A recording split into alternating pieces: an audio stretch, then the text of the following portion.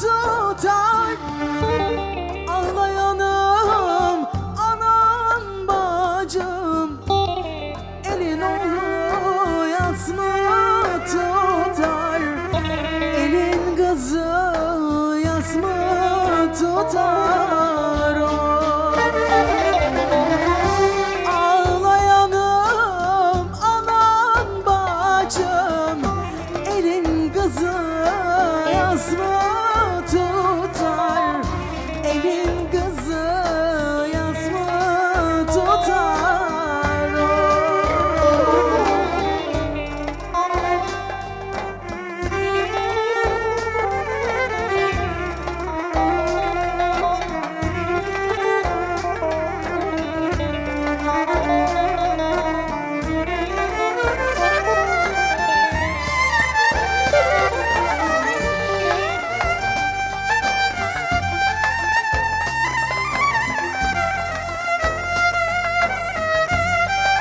Şu an vatani görevini yapan tüm Mehmetçiklerimize gelsin.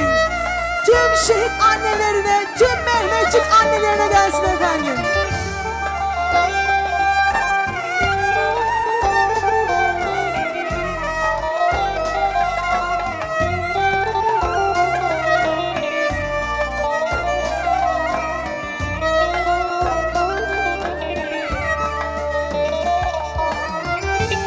Yemen yolu çukurdandır,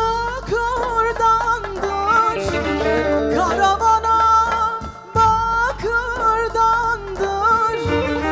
Zenginimiz bedel verir, askerimiz fakirdendir. Askerimiz fakirdendir.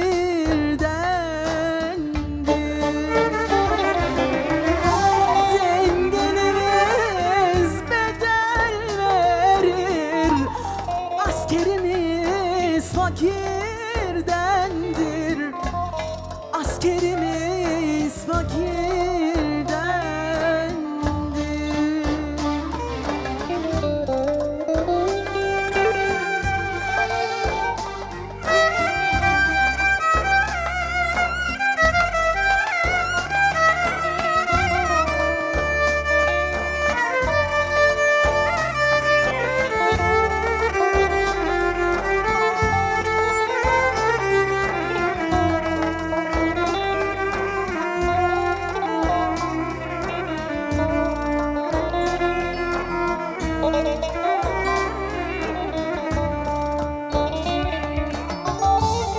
Tarlalarda biter kamış, uzar gider vermez yemiş. Şu Yemen'de can verenler, biri Mehmet, biri Memiş.